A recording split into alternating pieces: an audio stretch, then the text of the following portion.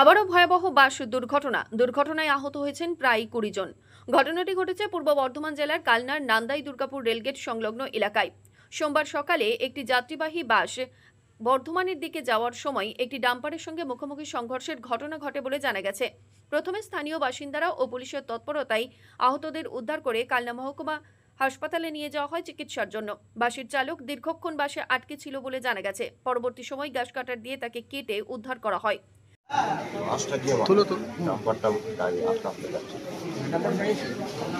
দাঁড়িয়েছিল আসতে যাচ্ছে বাস গিয়ে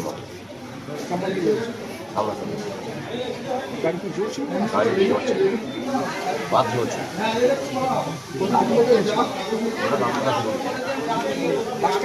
কোথায় যাচ্ছিল?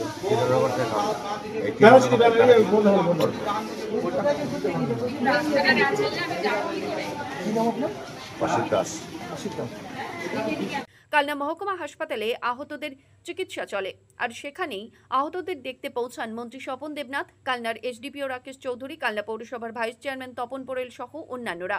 জানা গেছে নবদ্বীপের দিক থেকে রানীগঞ্জের দিকে যাচ্ছিল বাসটি। এমন সময় একটি টোটোকে ওভারটেক করতে গিয়েই এই ডাম্পারের সঙ্গে মুখোমুখি সংঘর্ষের ঘটনা ঘটে, আর সেই সময় বাসে থাকা কমবেশি সকলেই আহত হন।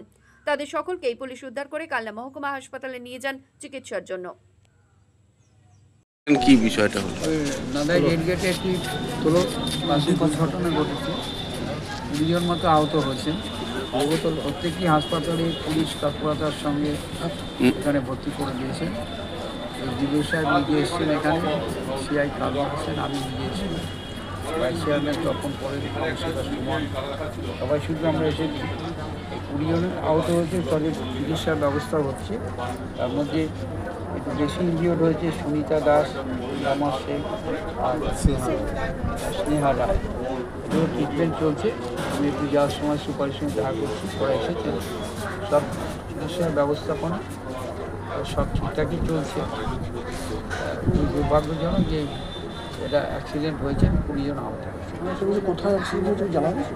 হ্যাঁ, কোথায় অ্যাক্সিডেন্ট? নাদাই রেলগেটের কাছে। ঠিক, পুলিশের তৎপরতার সঙ্গে কাজ করেছি। আমাদের হাসপাতালে চিকিৎসকরা তৎপরতার সঙ্গে সবার ট্রিটমেন্টের ব্যবস্থা করছেন। আমরা তাই দেখতে এসেছি।